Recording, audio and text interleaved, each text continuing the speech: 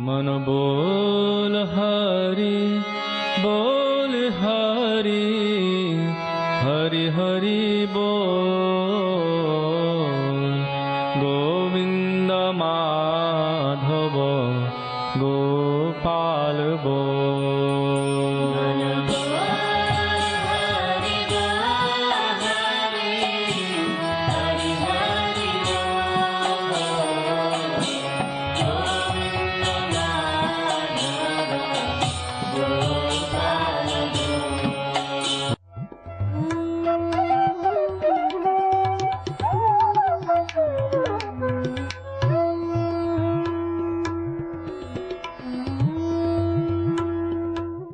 विष्णुपाद अष्टोत्तर शत श्री श्रीमद् भक्ति वेदांत नारायण गोस्वामी महाराज जी का शुभ आविर्भाव सन 1921 में बिहार के बक्सर जिले में मौनी अमावस्या के दिन अर्धरात्रि में हुआ था। प्रारंभ से ही इनकी धर्म में रुचि थी। बचपन में ही उन्होंने गीता रामायण आदि का अध्ययन किया था। संसार से अत्यंत तीव्र वैराग्य होने के कारण 25 वर्ष की आयु में ही वे गृहस्थ जीवन त्याग कर मठ में निवास करने लगे। सन 1946 में उन्होंने नित्य लीला प्रविष्ट ओम विष्णुपाद श्री श्रीमद् भक्ति प्रज्ञान केशव गोस्वामी महाराज जी से विधिवत दीक्षा प्राप्त की तथा सन 1954 में संन्यास ग्रहण किया। मथुरा में निवास करते हुए अपने गुरु की आज्ञा तथा कृपा से अनेक ग्रंथों का हिंदी भाषा में अनुवाद किया है। इनके प्रमुख ग्रंथ हैं श्रीमद् भगवद गीता, गीत गोविंद, जैव धर्म, वेणु गीत, भजन रहस्य, ब्रजमंडल परिक्रमा, श्री श्री वृहद भागवतामृतम। इन सभी ग्रंथों का English, Spanish, Dutch, French, German, Russian, Italian, Portuguese, Chinese आदि विश्व की अनेक भाषाओं में अनुवाद हो रहा है। लगभग पिछले 60 वर्षों से श्रील भक्ति वेदांत नारायण गोस्वामी जी महाराज ने भारत एवं विश्व के सभी प्रमुख देशों में शुद्ध भक्ति का प्रचार किया, अर्थात भक्ति योग की शिक्षा प्रदान की। श्रील गुरुदेव के भक्ति प्रचार कार्य से प्रोत्साहित होकर अमेरिका के ह्यूस्टन के मेयर द्वारा श्रीमान लीपी ब्राउन ने 31 मई सन 2003 को इन्हें ऑर्डिनरी सिटीजनशिप एवं गुडविल एम्बेसडर के सम्मान से विभूषित किया।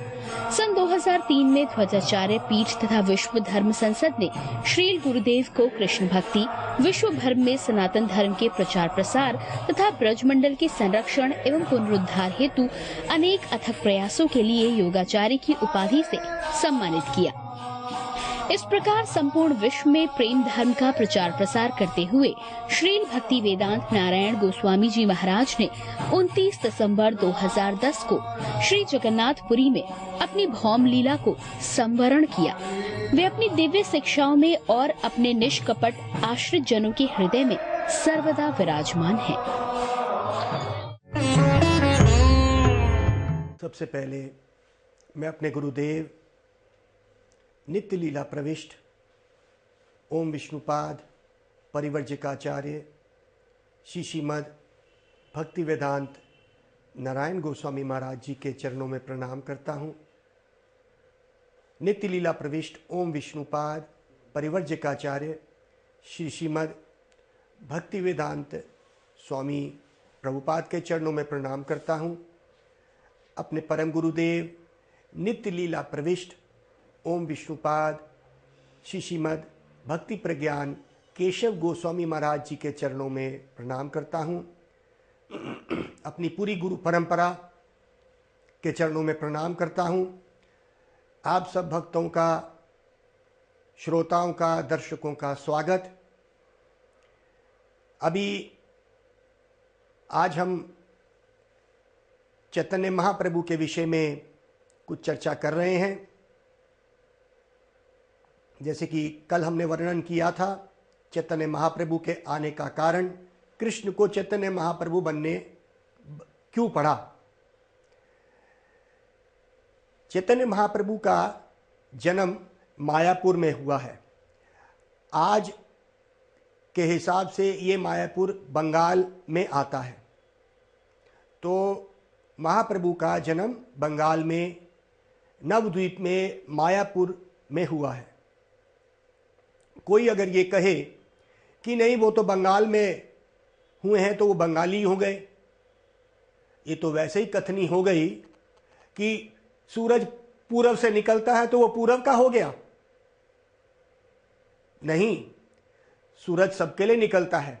वो पूरब से निकले तो पूरब देश के लोग कहें, जापान और चाइना के देश के लोग कहें नहीं नहीं सूरज तो हमारा है क्योंकि सुबह सबसे पहले हमारे पास आता है, तो सूरज उनका नहीं, पूरे ब्रह्मांड का सूरज है। उसी तरह से कृष्ण कहाँ पैदा हुए? मथुरा में पैदा हुए, तो क्या वो सिर्फ मथुरावासियों के हुए?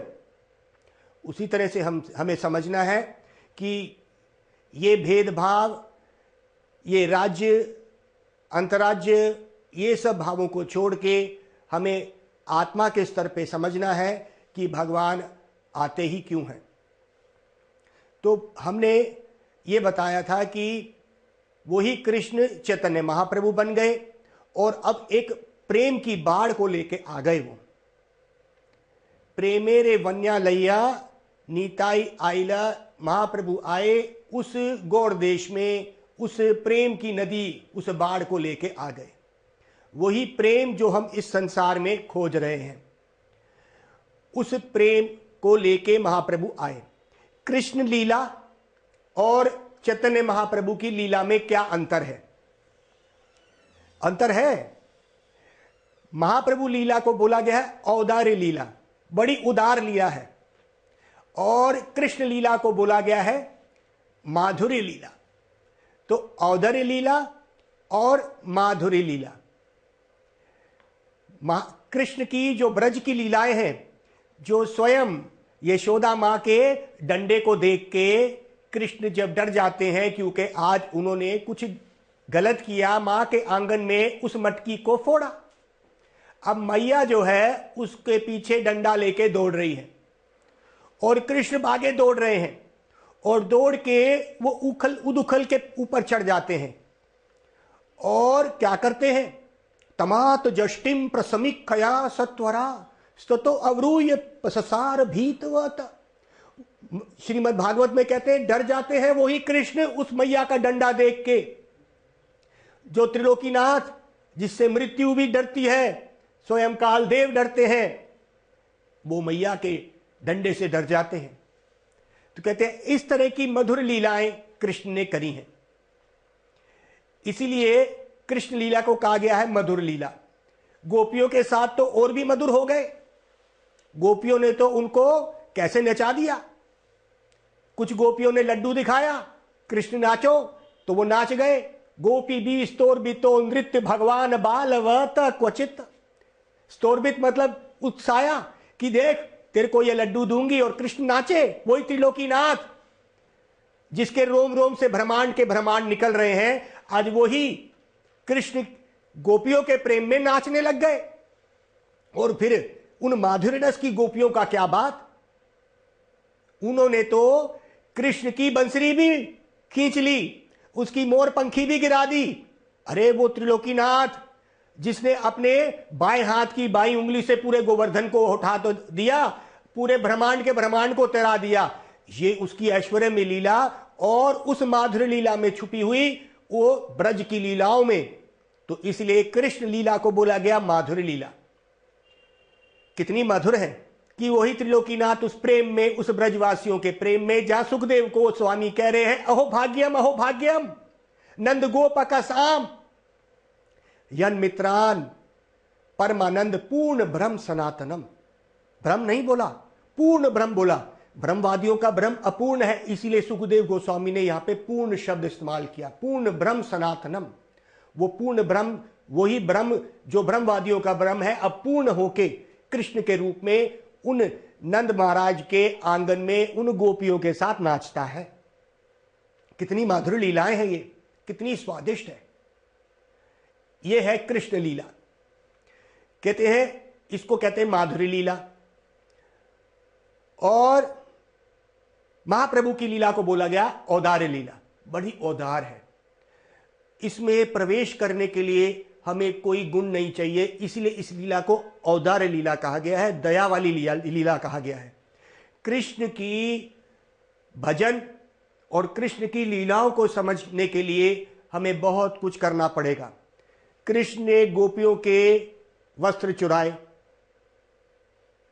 ये आम व्यक्ति के बुद्धि की बात नहीं है। वो कहेंगे अरे कृष्ण कामी था, ये बात उनकी बुद्धि में नहीं आ सकती। गोपियों के साथ उन्होंने रास रचाई तो कृष्ण और कामी हो गया। कहते हैं भाई ये बात नहीं है, सच में ही ये बात जो है बहुत छुपी हुई है। इसलिए इस माधुर लीला, जो कृष्ण लीला को मधुरमय लीला बोला गया है, ये मधुरमय लीला जो है ये एक बंद शहद की बोतल समझ लीजिए आप। अभी हम उस चैतन्य लीला को भी बोलेंगे। तो कृष्ण लीला क्या है? वो शहद की बोतल, वो मधुर लीला की बोतल।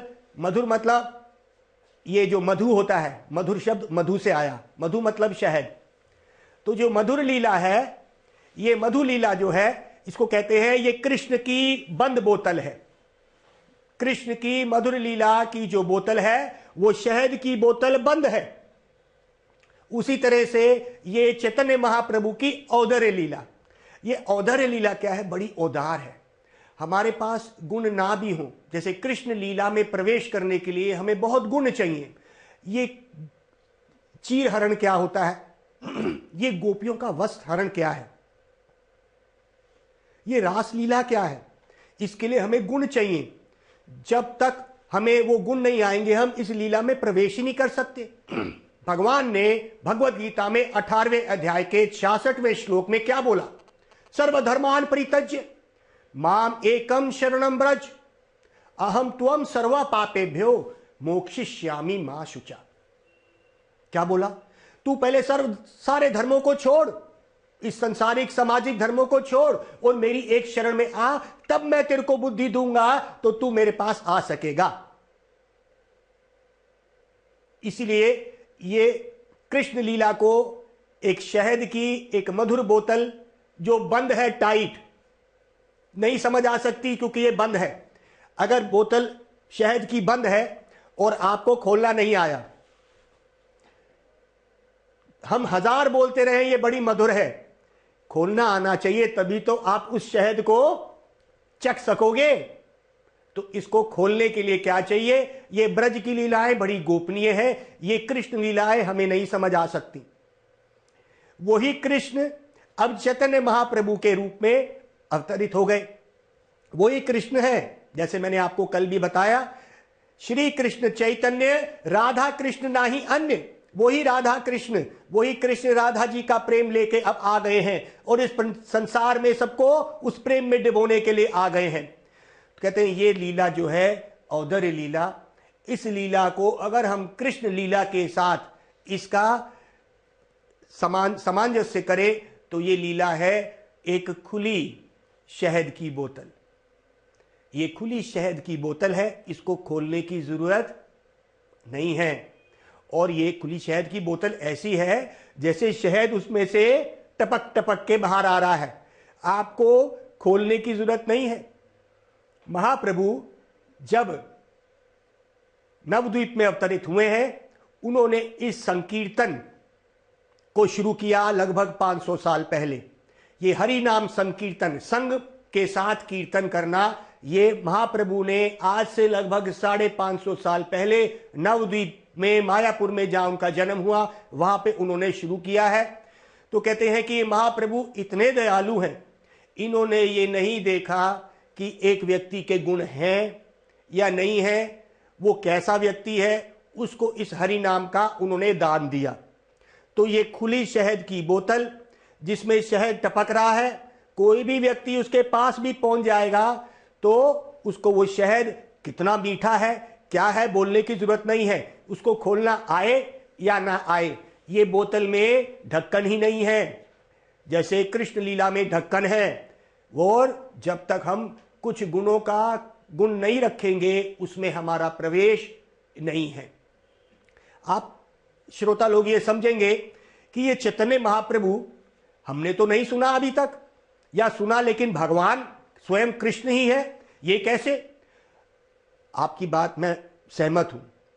क्या खासकर कलयुग में बहुत अवतार आएंगे, भगवान के हर कोई कहेगा मैं अवतार बन गया हूं, 2 श्लोक याद नहीं करे कि वो अवतार बन जाते हैं। ये कलयुग का धर्म है, बहुत भगवान के अवतार आएंगे जो अवतार नहीं हैं। अवतार अगर किसी को कहेंगे या भगवान आ रहे हैं तो इसका हमें कहाँ से पता चलता है? हमारे शास्त्रों से।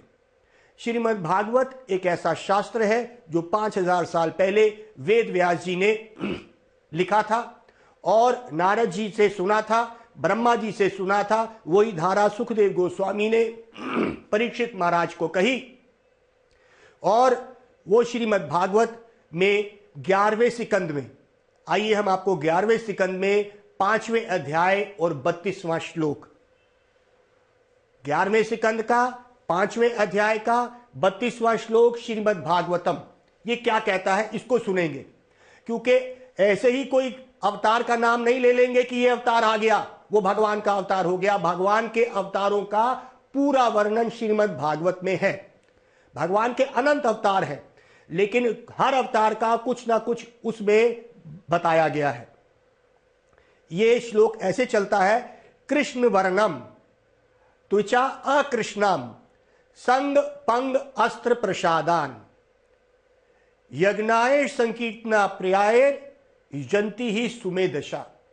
सुमेधशा मतलब सुमेधशा, सुमेध मतलब बुद्धिमान लोग, सु मतलब बहुत बुद्धिमान लोग। तो ये अवतार छुपा हुआ अवतार है, प्रच्छन्न अवतार है। जैसे प्रहलाद महाराज ने भी अपनी शिक्षाओं में कहा है ये छुपा हुआ है। इसीलिए कृष्ण वर्णाम, कृष्ण के वर्ण अर्थात क्री और कृष और ना, इस दोनों वर्ण का उच्चारण करता हुआ कृष्ण वर्णाम, त्वचा, त्वचा उसकी अकृष्णाम, वो गौर महाप्रभु, गौरांग, गौरे रूप में, तपते हुए कांचन के रूप में राधा जी के भाव में और उनकी अंग कांति लिए हुए वही कृष्ण आ गए। कृष्ण वर्णम, कृष्ण का वर्ण उच्चारण करते हुए, त्वचा अकृष्णम, और उनकी जो त्वचा है, कृष्ण कैसे थे? श्यामल रंग के थे, लेकिन ये महाप्रभु कैसे है? ये गोरे रंग के हैं। त्वचा अकृष्णम संग पंग अस्त्र प्रसादन, उनके संगी साथ में आए। कौन से संगी? नित्यानंद प्रभु जो स्वयं बलराम जी हैं, अद्वैताचार्य जो स्वयं महाविष्णु हैं, सदाशिव, वो उनके साथ उनके संगी आए। संग पंग अस्त्र, उनके उपंग, पहले संगी संग उपंग, उपंग मतलब उनके सेवक, जैसे श्रीवास ठाकुर और ऐसे कई उनके सेवक जो स्वयं श्रीवास ठाकुर कौन है? नारद जी बन है वो, और अब श्रीवास ठाकुर बन के आ गए। तो कहते हैं संग पंग अस्त्र, ये उनके अस्त्र हैं। प्रसादन, प्रसाद मतलब पार्षद, पार्षद कौन है उनके? उनके पार्षद का मतलब होता है रहस्यमयी सेवक, जैसे रूप गोस्वामी, सनातन गोस्वामी, रघुनाथ दास गोस्वामी, गोपाल भट्ट गोस्वामी, जीव गोस्वामी, ये 6 गोस्वामी, और हमारे भूगर्भ गोस्वामी राय रामानंद जो स्वयं कौन है? स्वयं विशाखा जी हैं, स्वरूप दामोदर, ये भी सारे साधक बन के आ गए। वही कृष्ण लीला के सारे ब्रज के वही भक्त अब साधक रूप में चैतन्य महाप्रभु के साथ क्या आ गए? प्रसादन, उनके पार्षद बन के आ गए, संगी साथी बन के आ गए। क्या मतलब?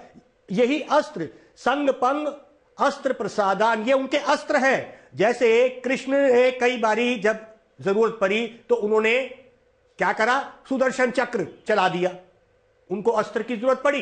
राम जब उस अवतार में, राम जी के अवतार में वही भगवान आए हैं, तो उन्होंने तीर कमान का इस्तेमाल किया। लेकिन ये जो महाप्रभु स्वयं कृष्ण का अवतार हुए कलयुग में, इन्होंने, इनके अस्त्र क्या है जिससे इन्होंने उन दुश्मनों का दलन कर दिया? वो क्या है? यही इनके संग उपंग, यही इनके अस्त्र है। और क्या अस्त्र था इन संगियों के साथ लेके? कौन से अस्त्र लेके आए? यज्ञाय संकीर्तन प्रयाय, इन्होंने यही किया, प्रायर यही किया। क्या? ये संकीर्तन यज्ञ, यज्ञाय, यज्ञ किया। कौन सा यज्ञ? यज्ञाय संकीर्तन, लोगों को इकट्ठा करके उनसे महामंत्र का उच्चारण किया। क्या किया? जहां भी गए, जिस दिशा में भी गए, इनके संगी, इनके साथी, इनके पार्षद जहां जहां भी गए, इन्होंने उस कृष्ण नाम का प्रचार किया। उस कृष्ण नाम के संकीर्तन करके इन्होंने कलयुग में प्रचार किया, जो आज घर घर में प्रचारित है। ये चैतन्य महाप्रभु द्वारा ये आंदोलन चलाया गया। ये जो 16 शब्द का महामंत्र हालांकि ये वेद और पुराणों में पहले से ही लिखा हुआ था, लेकिन ये बंद था।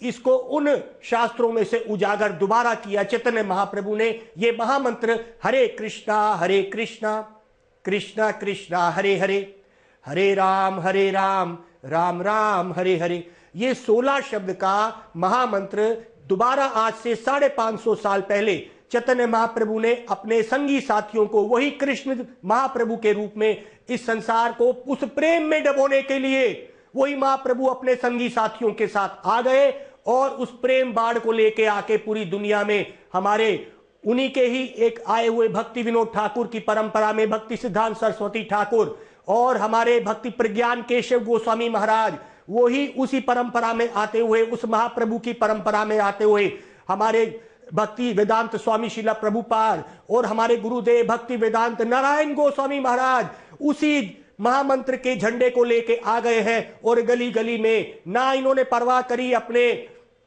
शरीर की, ना किसी भी, और कितनी वृद्ध उम्र में हमारे स्वामी प्रभुपाद, कितनी वृद्ध उम्र में हमारे गुरुदेव पूरी दुनिया के चक्कर लगाते रहे और सोती हुई जीवों को जगाने के लिए कि भाई ये क्या खोज रहे हो इस संसार में, इस संसार में क्या खोज रहे हो, प्रेम खोज रहे हो ना, आओ मैं आपको असली प्रेम देता हूं। क्योंकि जीव का स्वरूप प्रेम करना है।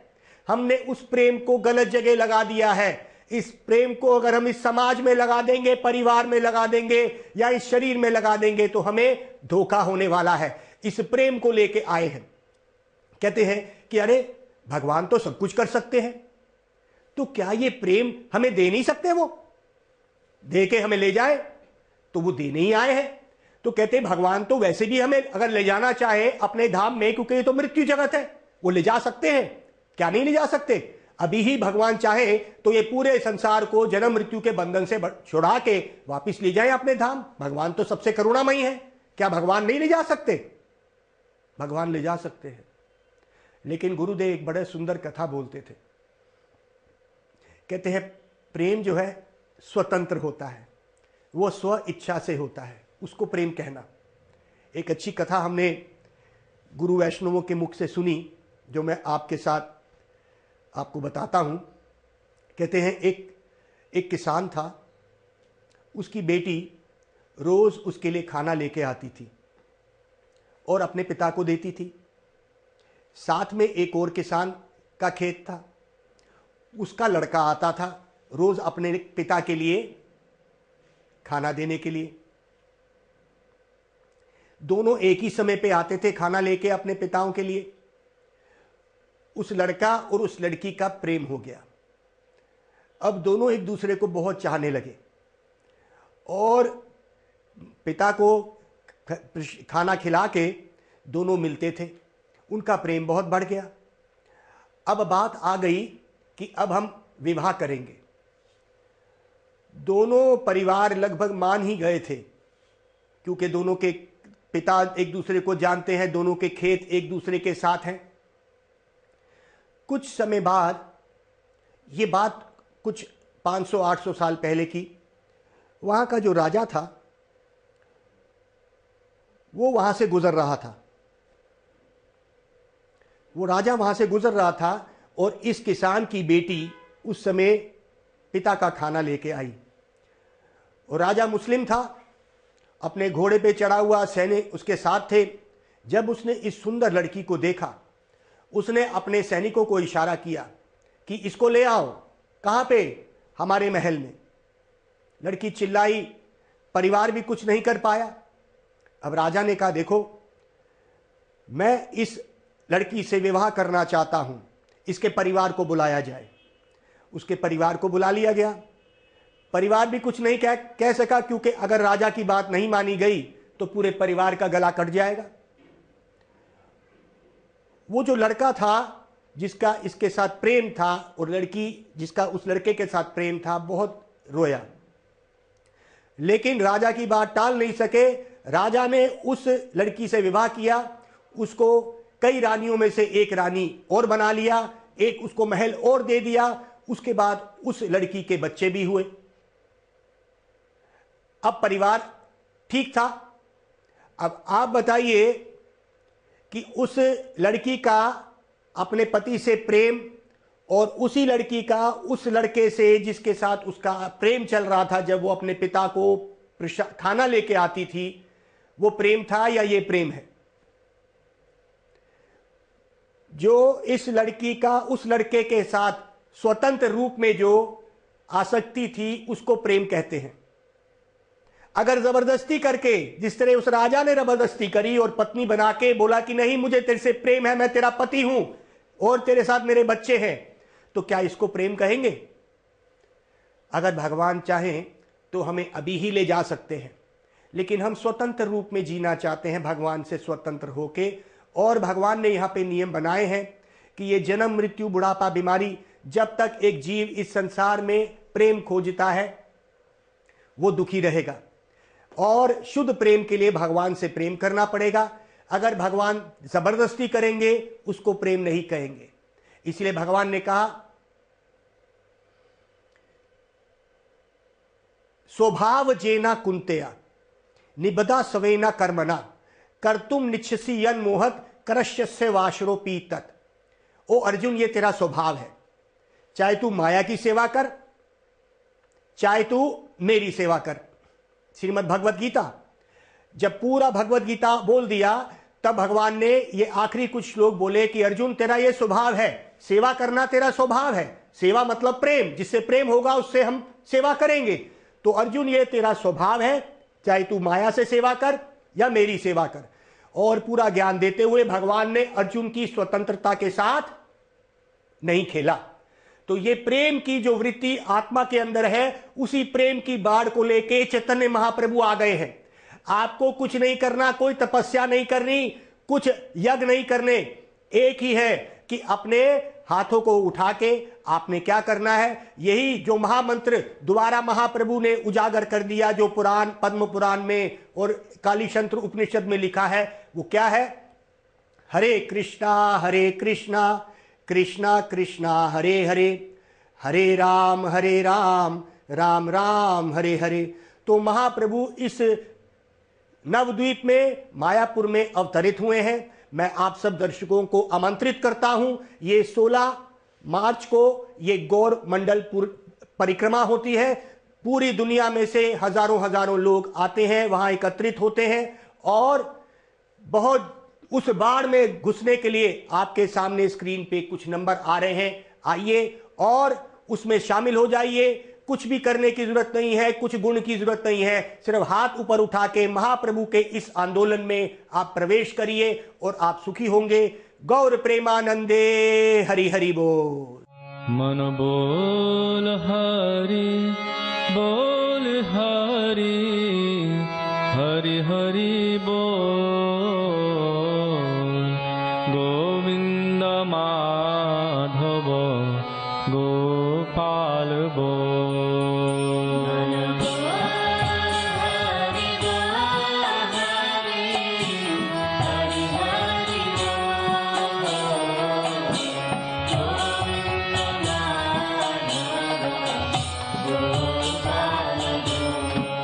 मन बोल हरि बोल, हरि हरि हरि बोल,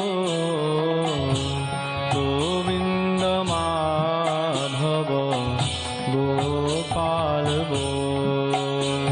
मनेर आनंदे ओ भाई बोलो हरि बोल।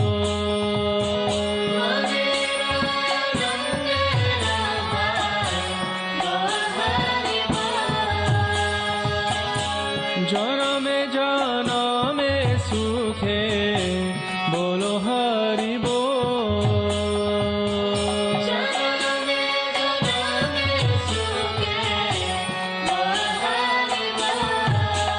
मन बोल हरि बोल, हरि हरि हरि बोल।